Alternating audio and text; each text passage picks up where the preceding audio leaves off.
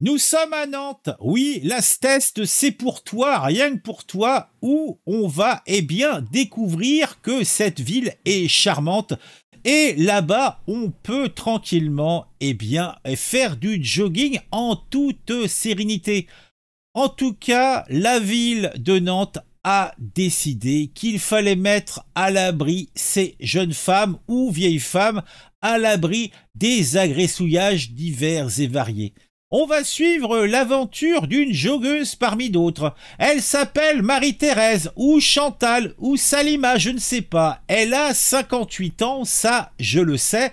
Et cette charmante enfant de 58 printemps, a subi ou a failli subir le pire des outrages. Oui, elle a eu, une expérience pour le moins traumatisante. Alors qu'elle faisait tranquillement son footing près du pont de la Jonelière, elle a été violemment plaquée au sol, non pas par un joueur de rugby qui l'avait pris pour un ballon ovale, mais non, celui qui l'a violemment plaquée au sol, c'était un jeune homme de 18 ans. Oh, pas un natif de Nantes, non, il nous venait du Somalie, comme la chanson de Pierre Perret. Elle arrivait de Somalie, Lily, dans un bateau pourri, Lily, un bateau plein d'immigrés, qui était venu à Paris sortir les poubelles d'Invinci. Bon, je ne connais pas les paroles, mais bon, là, ce n'est pas une Lily, c'est peut-être un Momo, peut-être un Raoul Cascade, je ne sais trop. En tout cas, ce jeune homme de 18 ans, d'origine somalienne, a décidé que cette joggeuse était à son goût malgré ses 58 ans. Il fallait qu'il la prenne, il fallait qu'il en fasse sa chose. Mais heureusement, pour cette joggeuse de 58 printemps, elle a été sauvée. Alors je vous invite à me suivre dans mon délire délirant où je vais essayer de reconstruire cette histoire pour votre plus grand plaisir. Nous suivons cette joggeuse, 58 ans à peine, plaquée au sol. Elle se débat comme une lionne. Elle hurle, mord son agresseur à la main. Elle alerte ainsi un passant qui, ni une ni deux, intervient pour la secourir au passage, ramollit un peu la viande du jeune fifou. Bientôt, 4 autres passants se joignent à lui pour maîtriser l'agresseur et lui écrabouiller les parties charnues à gros coups de talon aiguille. L'agresseur, silencieux pendant l'attaque, a été rapidement maîtrisé et a été remis aux forces de l'ordre.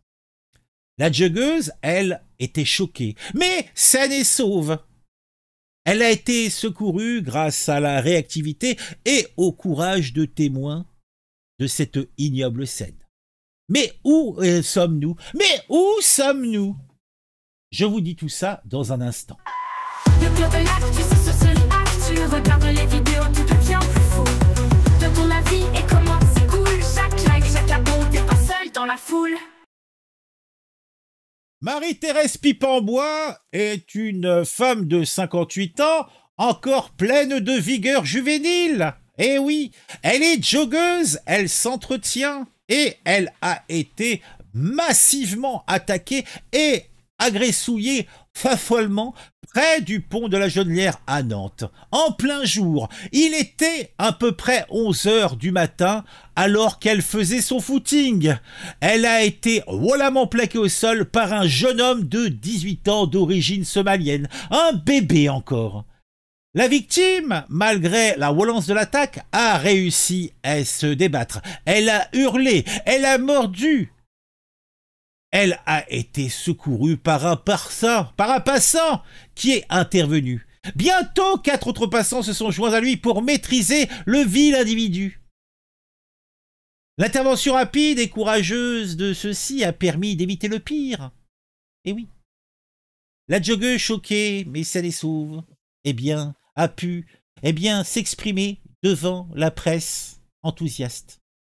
Par contre, on se demande comment est-il possible que dans l'esprit traumatisé de ce jeune bambin de 18 printemps venu de Somalie, il ait pu se dire que c'était pertinent, eh bien, de faire ce type d'agression en plein jour et sur une voie, somme toute, usitée.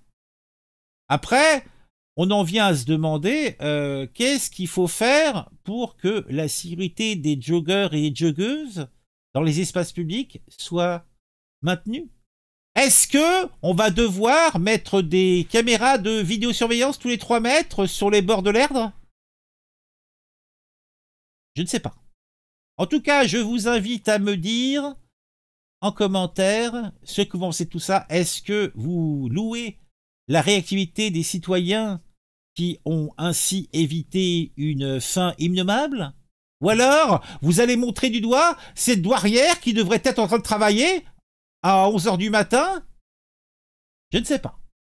On se retrouve très vite pour une nouvelle vidéo sur un sujet qui m'aura intéressé et qui, je l'espère, vous intéressera aussi.